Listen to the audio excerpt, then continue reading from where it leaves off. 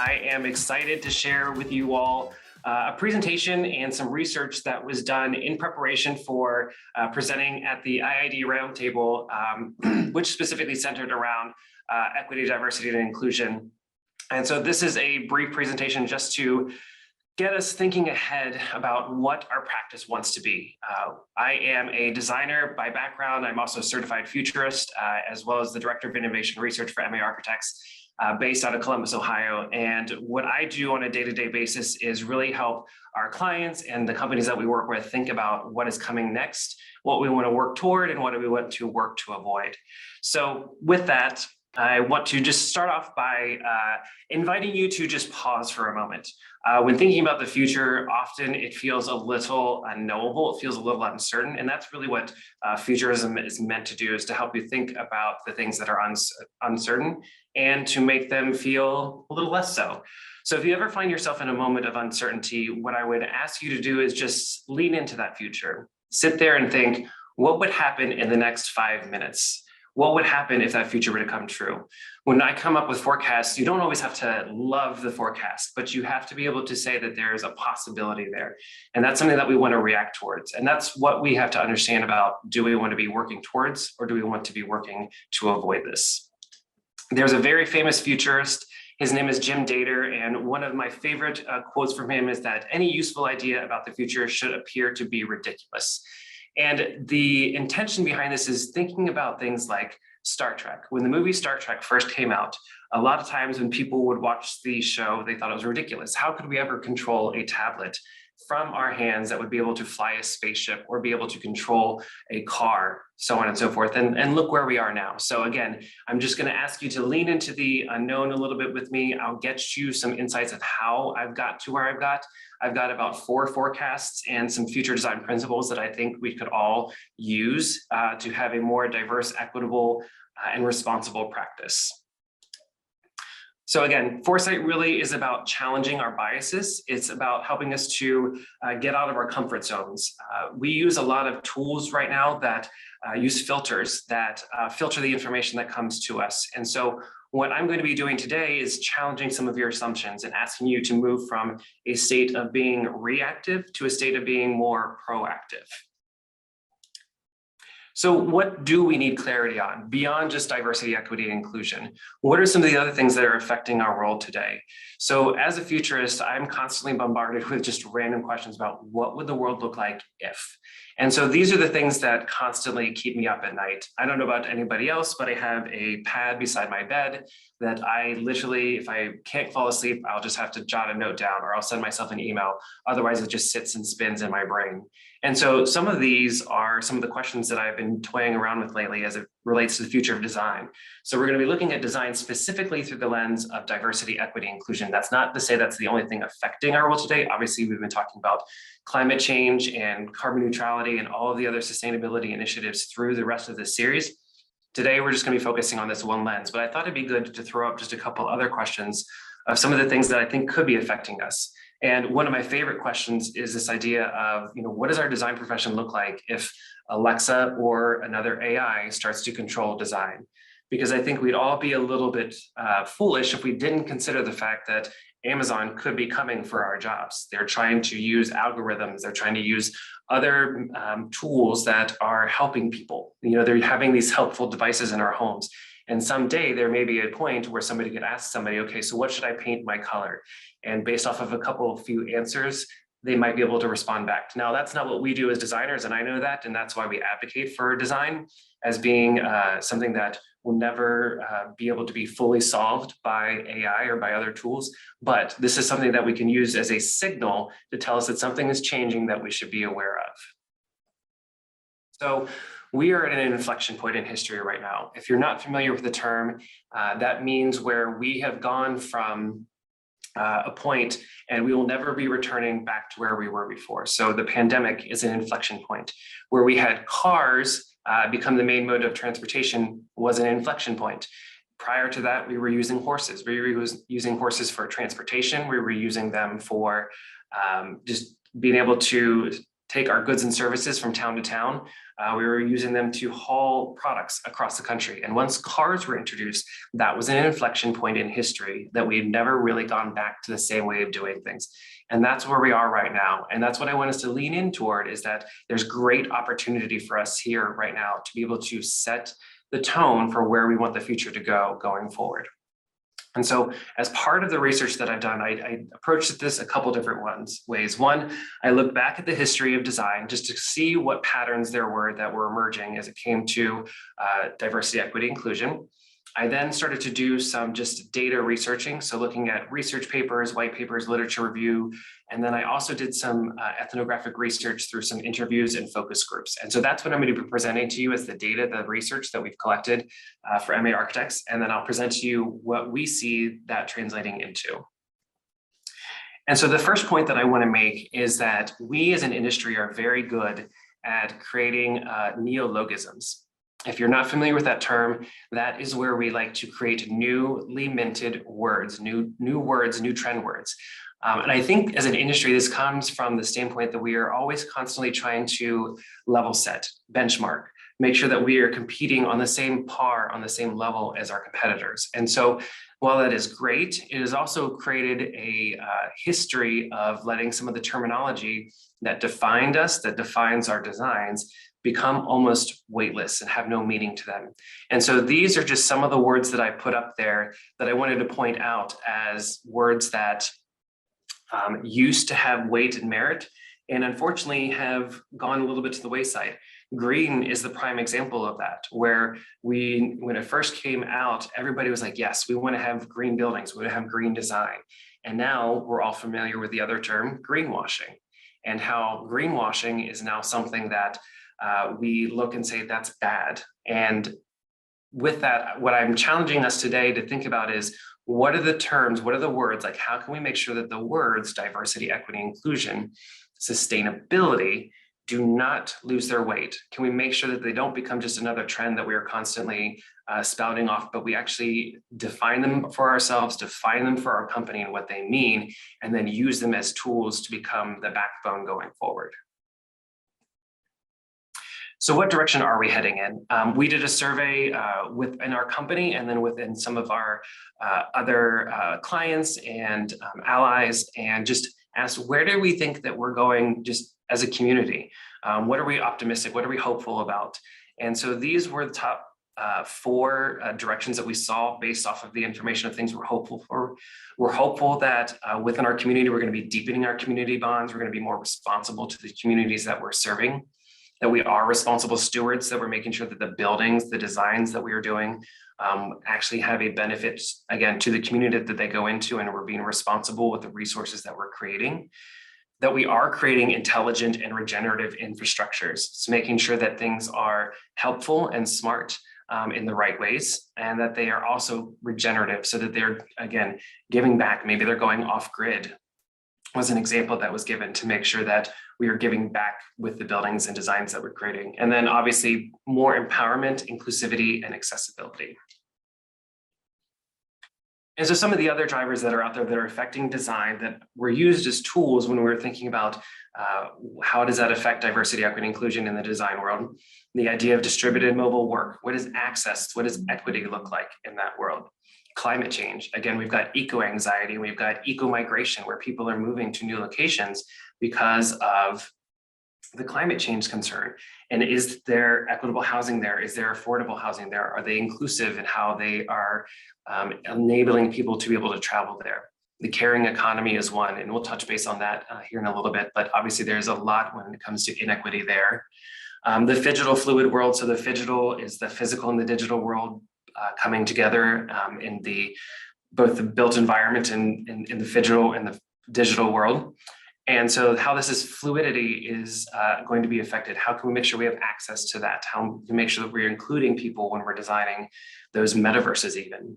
Biodiversity, making sure that we're moving beyond just our traditional materials that we have now. And how can that be a way that people can have better equity of building in the materials or building in the buildings? Speed of delivery, educated clients, generational expectations. These are just some of the other drivers that are driving diversity, equity, inclusion within our world. And so these led to 4 big behavior shifts. And I'm not going to read all of this, but the big point for each of them is that they are driving us toward change. And so the first one, when we look at it, is that the change when it comes to emotion-led content is people are looking for optimism more. They're looking for hope more. And what a lot of people are wanting, what your clients are going to be wanting, maybe even your employees are, they're going to want to know what is the values that you have as a company? How are you broadcasting that? How are you leading with emotions? And how are you tying your values back to emotions? And how can that convey your culture? And that can be with, again, employees, clients, even with the designs that you are creating. When it comes to creative restoration, localism, we've seen that rising up all over the place. And so again, we're wanting to creatively restore the places that we are inhabiting. And so employees, clients, the tenants that are going into your spaces want to know the processes and systems that are in place that are giving back to the community. People are now living in this time fluid society where it's 9 to 5 is gone. We are living in a very desynchronized, asynchronous kind of way. And so people are now no longer having the same day journey, and they're no longer being able to connect with each other on the same time frame. And how can we allow that to occur so that our spaces never go dark again? But how can we allow that to occur then also finding a way to build community? And that's really the last one where we're talking about recreate togetherness. People are wanting to create times together, to create moments together. They're wanting to make sure that they have space for safety and they have space for respite as well too, for being able to build resiliency into their life. We actually then did an activity with a local group. It was a visioning session. We sat down with about 10 families and just started talking to them about what their needs were today, and then helped them to try to figure out what their needs look like in the next 10 years. And out of that, there were 4 major topics that came to play. And the reason that we did this is because when we think about design, we're thinking about the people that we're solving design for. And so this is an example of some of the drivers and signals we saw that have affected the forecast that we created. So the big thing that came up is that they wanted to make sure that there was better health and care equity. They did not feel like they were being heard the same way as people who were more affluent, people who were not of color. They wanted to make sure that they had access to something where a doctor or a care facility that they felt that they could trust. They all talked about generating passive income with the intention that they wanted to overcome the generational wealth gap. And so they wanted to be able to have new systems of learning in order to be able to create new businesses. To a family, every single one of them talked about wanting to create a new business. They all have ideas, they all are inspired. They just need to have the resources and the outlet to be able to commit those resources to happen or have those resources come to life. New workplace education, as technology changes, they all recognize that their jobs are going to be changed. And so they want access to learning in order to be able to stay at the forefront, to be able to stay being desirable as hireable employees. And then daily life management. I think a lot of this just comes from PTSD from the pandemic and a lot of people still feeling overwhelmed, people feeling burnout, just not knowing where to start. So just having some kind of tools that help them with their daily life management.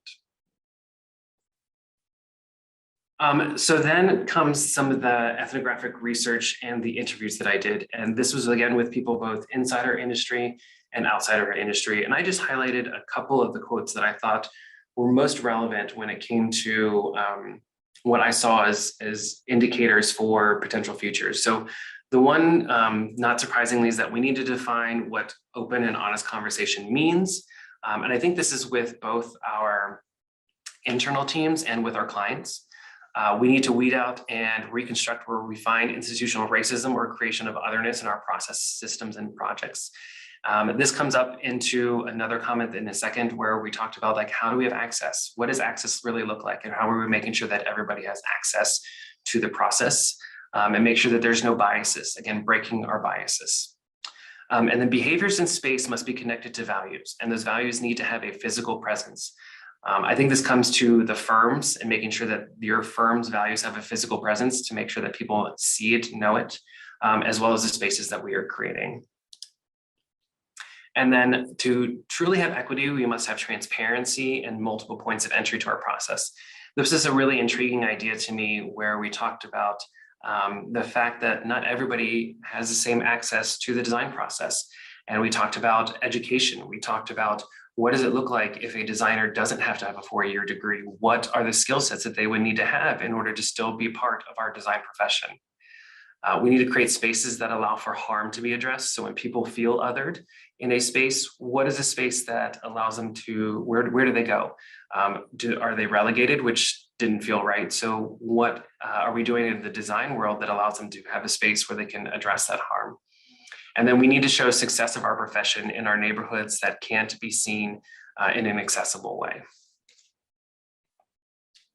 So up next is more of that data gathering. And what I do is I look for signals of change, what's causing change in our world that have potential for innovation. And so I'm not going to read through all of these again, just from a timing standpoint. But what I want to show you is that we were looking at things like, what is the current race relationships? What are water inequities? What's happening within that? How are people experiencing history right now? This is an example of a technology that interviewed Holocaust survivors and then is used by schools to be able to understand the history through the eyes of a Holocaust survivor through more phygital interaction. We've got new materials now more than ever that are going to be created. So how can those materials allow for more diversity, allow for more equity?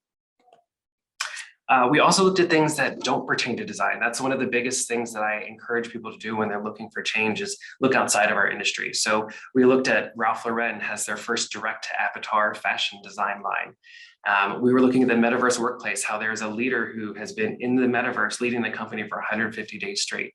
What does that mean for us as a design profession? We've got people who are learning ASL through TikTok. That is huge from an equality standpoint.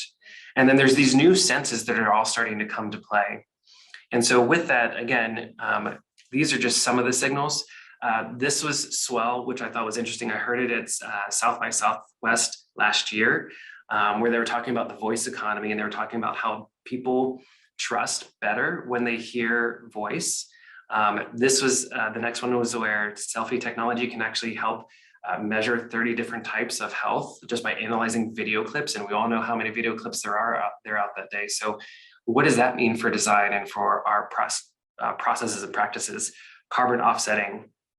A lot of people were talking about what it looked like when we stayed home and how that helped the world. And then just reminiscence. There's a huge nostalgia effect happening right now that's coming from younger generations who are trying to understand the past, trying to put it into context of what they just went through. And so people are using nostalgia right now as a way to connect both with their elders and with their family members, as well as with even people within their office too. And so all of that has really led me to what I'm saying that I feel where we're moving from to toward is the big thing when you're talking about foresight and futurism, is that we're moving from something to another state. And so what I see is that we're moving from selling design toward being a more responsible service experience. So again, we still have design, but what our differentiator becomes is how we are responsible, the services that we provide, and the experience that we provide to get there. So with that, I've got a couple future states and principles of design. I'm going to try to go through these and I will be reading them. What I've got are the principles and then forecasts. And with each forecast, I've created what we call an artifact from the future. And so that artifact is something that could live within that future. It's just an opportunity for us to maybe be more innovative with our practice. So again, what I ask you to do is just, if you lean into something that feels a little bit uncomfortable, just think about the next 5 minutes. What would happen? What do you feel? What would be something in that future that you would do? What would your day be like? How would it be different? Would it be better? Would it be worse? That's the point of thinking about these futures, is that they are not finalized. But again, these are the things that we can figure out. Hey, if I wanted to work towards an aspect of this, how could I start to do that?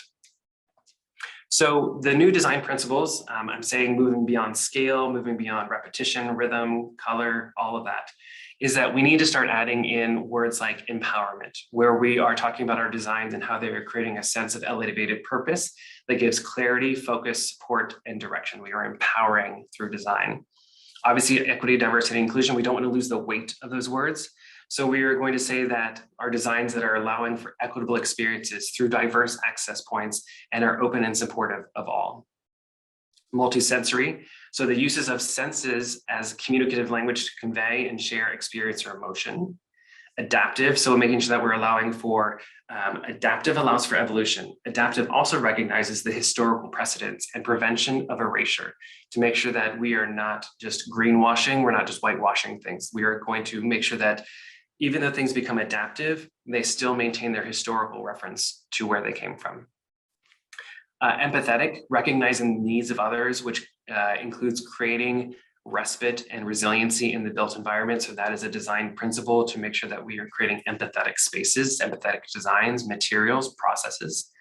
Accessible, moving beyond what's required, making sure that we're moving beyond just the basic ADA and ANSI to what is universal, making sure that while we are doing this, we are leaving for the ability for continual improvement. So it doesn't become a stopping point, it becomes a cycle. Being responsible, having responsible design, making sure that the directive for all designers is to ensure their current and future designs give back, period. And then being community driven. And then this is really the process by which equity is served to ensure all voices are able to contribute to the design process. And so with that, our first forecast and artifact. So this first forecast is digitally driven diversity. So I'll read this just so that everybody can listen and just think on it as I talk.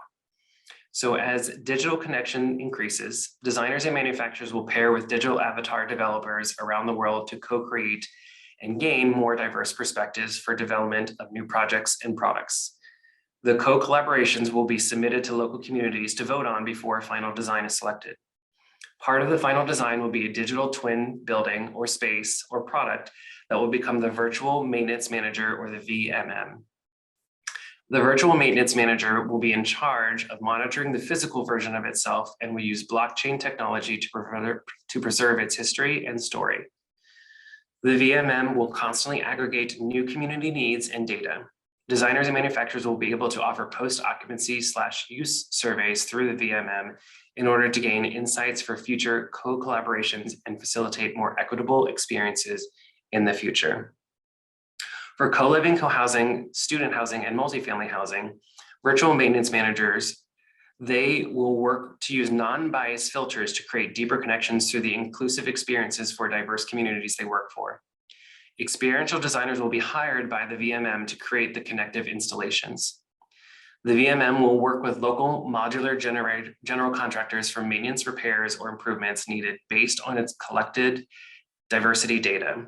It will also monitor ways to include new regenerative practices that will then be offered to the larger community the building resides in. Co-designers will generate VMM meetups for designers to watch and learn from. The virtual maintenance managers will distribute their continual findings around the world, allowing for future co-collaborations, a greater base of knowledge to create more inclusive and diverse experiences and designs. And so this forecast really comes from the idea that you're going to have the blended physical digital world. It comes from the standpoint that we're trying to make sure that we are continually updating space, that we are using our aggregated knowledge to understand when there are limitations in the access to the process, when there are limitations to the current designs that need to be updated, as well as generating connection in a very digital way. And so this artifact from the future I call voice upvoting. So to create equitable access to designers of all types, the virtual upvote session allows for industry-blind social hiring. The Upvote is an app where designers speak about the stories and experiences they want to create for projects or products before they're paired with digital avatar developers. Stories who emphasize the new EDI principles of design gain a bonus rating. Upvote pads will be installed in transportation and community hubs to give equal access to all voters who will be live 24/7 during the upvoting cycle. At the end of the upvote cycle, the top 100 upvoted designers are presented to the digital avatar developers as the top candidates to use for their projects. So the idea here is that potentially in the future, what people are able to do is talk about the story they want to create first before actually showing design. And then based off of that, they get paired with a digital developer, and that developer then works with them. And those stories that are upvoted by the community, so the community has a larger process and part and impact on the process itself. So that's the first forecast. The second one is community skilling for equity. So stemming from a drive up, bike up culture, asynchronous work mobility, and the evolution of higher education, we will see distributed sidewalk skilling hubs. As companies, hospitals, and schools become more gig distributed or focused, the skilling hubs will be check-in stations to let employees, patients, and students know where they will be working, receiving care, or learning that day based on the skill sets or skill needs. Companies will offer jobs, gig work, or apprenticeships through the skilling hubs. When a skilling hub recognizes a need in the user skill sets, it will offer a course or game-based learning that they can pay to attend at an assistive learning center or an ALC. The ALCs will also be offered as a subscription service for those wishing to reskill into a new career or upskill into a new role within the next 6 months. Designers will design retail and office spaces to be able to pivot at nighttime to become ALCs for easier community access. For the graying workforce, the subscription for an ALC will be seen as an equitable path to allow them to continue to work while gaining the new skill sets needed to stay current with technology changes. The ALC will also connect employees to have shared learning experiences to help foster cultural connection. ALCs will be state-sponsored to provide free skilling services for students graduating high school to pre-experience potential career pathways of success for them. If a student decides to start their own business, the Skilling Hub will connect them with a mentor free for 2 years. And local communities will register at Skilling Hubs with what their current skill needs are. The Skilling Hubs will then provide data to developers and the city to create needs-based heat maps, which will direct where Skilling Hubs, ALCs, buildings, services, health centers, stores, and schools should be built to provide equitable community access to these new resources. So this really stemmed from a lot of the conversations with the families and a lot of people talking about upskilling and reskilling right now. And just where does that go? How do we make sure that we have continual learning? There's a statistic out there, I think it's something upwards of 50% of high school students when they graduate don't feel prepared in order to be ready to go into the workforce or to go into higher education. So could one of these skilling centers offer them a way to learn skills and get new experiences? Can this be done in a way that offers people who going to college is a barrier? This could be a way that they could go if it is state sponsored. So just providing more access. And then the artifact from the future here is, so for every paid skilling subscription for an individual or business, so the business could pay for all of its employees to have access to this, a skilling passport is generated. These passports are offered to local residents who cannot afford to pay the subscription fees at the assistive learning centers. These passports interface with the online skilling passport platform to keep track of skills the residents want and help them develop a schedule to take their classes. It will also make suggestions for local mentor meetups for the resident to attend. The passports aggregate data to be used for the needs-based heat map as well. And so again, how are we tracking the data to make sure that it is something where we are continually using it and using it to tell us where buildings need to go versus just allowing the developers to control where those buildings go as well. This one is a fun one for me. It talks about the future of design and sensorial design and how caring could occur in the future when we think about the built environment. So this one, with multisensory empowerment and empathy as established design principles, designers and manufacturers will create sensorial experiences and products that foster well-being, better cultural health, and connection through shared experiences. These sensorial experiences will be designed into the in-between or liminal moments and spaces due to our hybrid way of living, such as corridors, stairs, and lobbies. So how can we use, if we're in a more agile society, a way for people to be able to come together and have a shared experience? Sense data will aggregate the cultural data from users in this space to translate that into a multisensory story and shared experience. So basically the people walking through the area will, based off of their needs, their background, it will aggregate and tell a story. So it's not just from one person's perspective. Companies will use these spaces and experiences as a physical presence of their core values. Businesses will request these spaces as retreats to build empathy as a cultural building block so that they can experience the other way people live. Hospital will use the multisensory stories developed by their patients to learn and understand each patient's experience for more holistic care. Products will be developed to help personalize the multisensory experience even further. And senior living facilities will be able to practice more effective, reminiscent, and nostalgic therapies with their residents through the multisensory liminal spaces. Employees looking for a new job will look for mental health ranking of a company and how they increase their emotional well-being of their employees. So saying that the company is now responsible for the mental health of the employee of the designer. Due to this, the virtual HR will establish quiet, tech-free liminal spaces to promote comfort and liminal senses and in liminal sensorial spaces. It will also look to create a continual sense of joy by using the liminal sensorial spaces and products to provide new sensory experiences each day to combat the hedonic adaptation, which basically is saying that as we get used to spaces, sometimes we don't find joy in them anymore. So how can we make sure that we combat that? And then lastly, the virtual HR will promote well-being in sensorial spaces that use empathetic respite and resiliency design principles to create a safe space to combat burnout and anxiety. So this one I think is definitely drawn on the pandemic and how mental health has become a priority. It's also talking about using senses as new design principles. And then the artifact from this future is as tools for hospital is the sensorial glasses. So as tools for hospitals, schools, and malls, prioritizing well-being, the sensorial glasses are given to caretakers, shoppers, teachers, and students. These glasses provide visual stimuli that calm the central nervous system during times of heightened stress or anxiety, including those with neurodiversity. The glasses will offer a choice of being directed to the nearest sensorial liminal calming lounge or of walking the wearer through a mindful moment exercise with their favorite emotional wellness coach. And so this idea is that how can these spaces provide an add-on that will elevate the design, maybe perhaps make them more likely to stay, maybe perhaps just provide them a much more enjoyable, equitable experience. And then lastly, this one is around our libraries. We all have libraries that we're trying to figure out what to do as we go more digital. And so this one I called the Hackathon Library of the Future. So as clients begin to recognize the benefits of product stories that elevate human connection, manufacturers and designers will utilize a co-collaboration process for future materials, furnishings, lighting, etc. Libraries will be renovated to become a place for design hackathons for the custom solutions needed for designers' projects or services. Designers will post the story or narrative of the design they want to create and how it will elevate human connection onto their digital storefronts within their library.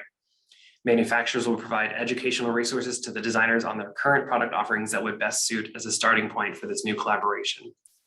Once a designer has selected a base product, they will engage the manufacturer. According to the firm's values, the materials for the product will be defined by what is accessible in nearby communities that can be upcycled. So not going raw materials, seeing what's local. As a first step, the design team, manufacturer, and local community, including students, because we want to make sure that this is also including students, will engage in a virtual meetup to define the values-driven statement for the new product based on the desired human connection. Once the statement is agreed upon by all parties, the manufacturer will send a mobile production lab to purchase the local materials to be used. Once all materials are aggregated, the lab will be installed in the firm's library with the collective design team tests while it is a collective design team tests a variety of solutions using generative design until one emerges that fits the story and values. The mobile production lab will review the final product to ensure it meets all required certifications, pricing, and if meeting all criteria, will generate a prototype. Any remaining material or resources will be reclaimed and held for future projects. The client will be sent the story and prototype for final review and approval. And so this one is really interesting because we're seeing a lot of new materials that are being grown. We're seeing a lot of new materials that are being 3D printed. And so I think there's an opportunity for us to rethink what our material libraries look like, especially as we are thinking about better sustainable materials and how they can be local and where they can be sourced from and how we can make sure that they go back into the earth when we are done with them. And so the artifact from the future is the Hackathon Library, where we said the retrofitted and new design libraries of the future will be a place for diverse and generative prototyping that uses regenerative and closed loop materials. Local schools will be given access to these hackathon libraries to help younger students begin to access design thinking skills. During non-work hours, the local community can also access the library to work on their business production needs. So just a couple last thoughts. So four things you can start to think about is how can you start to think about experience and service over space? So what services could you provide that facilitate connection and create more meaningful experiences?